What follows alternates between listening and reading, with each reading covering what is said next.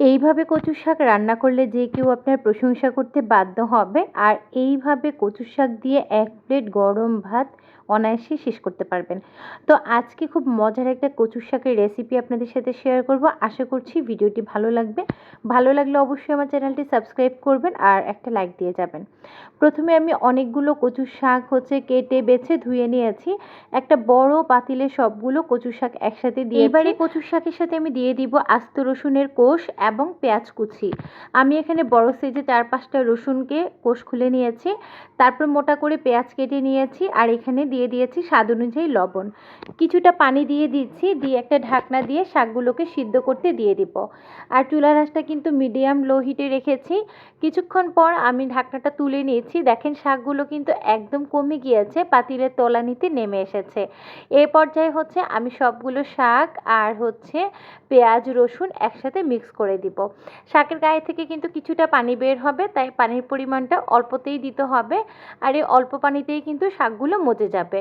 যাই হোক, শাকগুলো মিক্স করে দিতে দিতে আপনাদেরকে দেখিয়ে দিচ্ছি। আমি এখানে কিছু ছোট চিংড়ি মাছ নিয়েছি, মানে চিংড়ি শুটকি নিয়েছি। আপনারা চাইলে চিংড়ি মাছও নিতে পারেন শুটকির পরিবর্তে। আর এখানে কয়েকটা চ্যাপা শুটকি নিয়েছি, এগুলোকে ধুয়ে পানিতে ভিজিয়ে রেখেছি। এগুলোকে আমি ব্লেন্ড করে নিয়ে নিব, কারণ চ্যাপা শুটকির মধ্যে অনেক কাঁটা থাকে আর এই কাঁটাগুলো কিন্তু এমনিতে দিলে খাওয়ার সময় দাঁতে লাগবে। তাই এগুলোকে আমি শিলপাটায় বা ব্লেন্ড করে নিয়ে তারপরে এটার সাথে মিশিয়ে দিব। আপনারা চাইলে কিন্তু এটা স্কিপও করতে পারেন।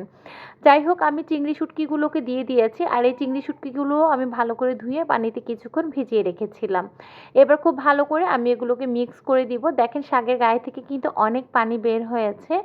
এই পর্যায়ে শাকগুলোকে ভালো করে নাড়াচাড়া করে আবারও আমি ঢাকনা দিয়ে ঢেকে দিয়েছি। বেশ কিছুক্ষণ পর দেখেন শাকগুলো এরকম নরম হয়ে যাবে। আমি এগুলোকে এভাবে করে ঘুটে দিচ্ছি।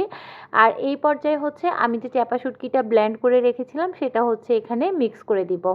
শুটকিটা দেওয়ার সাথে সাথেই কিন্তু ঘ্রাণটা অনেক বেশি ভালো আসে। আর এই দুইটা শুটকির কারণে কিন্তু এই শাকের রেসিপিটা অনেক বেশি সুস্বাদু হবে খেতে।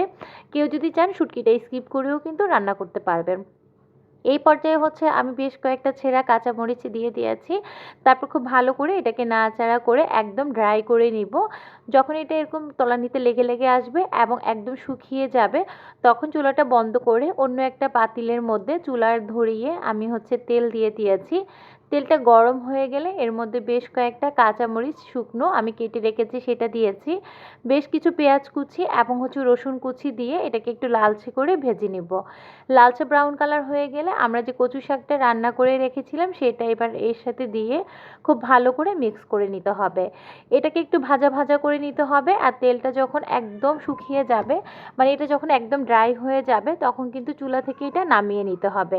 তো যতক্ষণ পর্যন্ত না এটা ড্রাই হচ্ছে ততক্ষণ আমি এটাকে রান্না করে নিচ্ছি। আর এই তো ড্রাই হয়ে যাওয়ার পর আমি কিন্তু এইভাবে করে একটা প্লেটে নিয়ে নিয়েছি আর কিছুটা শুকনো মরিচ দিয়ে এটা সার্ভ করব। গরম ভাতের সাথে কচু শাকের এই রেসিপি খেতে এত বেশি মজা লাগে, যারা কখনো ট্রাই করেননি একবার হলেও ট্রাই করবেন। আর এইভাবে রসুন বেছি করে দিয়ে যদি রান্না করেন, আপনার গলায়ও চুলকাবে না, ধরবে না।